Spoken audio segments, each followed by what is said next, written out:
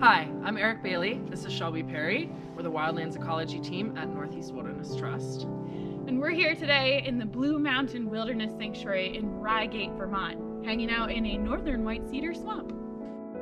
Northern white cedar swamps are uncommon in Vermont. They occur in the northern Champlain Valley, the northeastern Highlands, and the northern Vermont Piedmont. Abundant species include a canopy made up of cedar, fir, sometimes yellow birch, and occasional red spruce.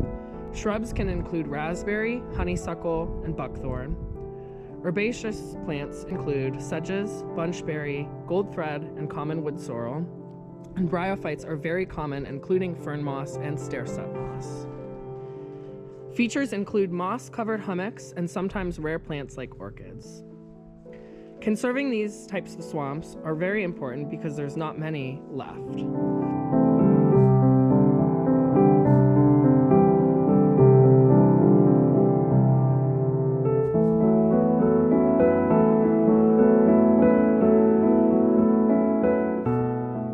Swamps like this one are really important because of the way that they slow and spread the flow of stormwater.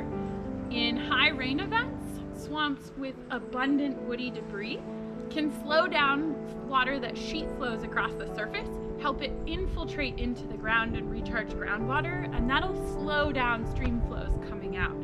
And that's important because fast water is what causes erosion. So when you slow the water down, you don't get these big pulse flows and you don't get huge amounts of erosion, which is where a lot of the damage comes from in storm events. These kinds of wetlands are really important for those kinds of services and should be protected to increase our resilience to future storms.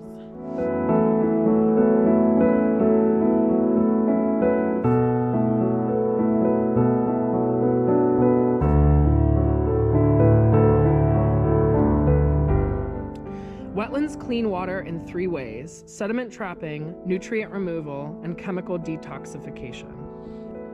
Sediment trapping occurs as water slows and spreads in wetlands. The sediments are dropped due to change in velocity and roots of plants trapping the sediments. Nutrients like phosphorus and other agricultural or lawn fertilizers often enter streams as runoff. And when they enter a wetland, many of the plants suck up these nutrients through their roots, avoiding excessive algae and other growth downstream in ponds or lakes. Similar to sediment decrease, many toxic chemicals settle in wetlands as water slows and spreads, and then are recycled into the wetland through plant growth and decay.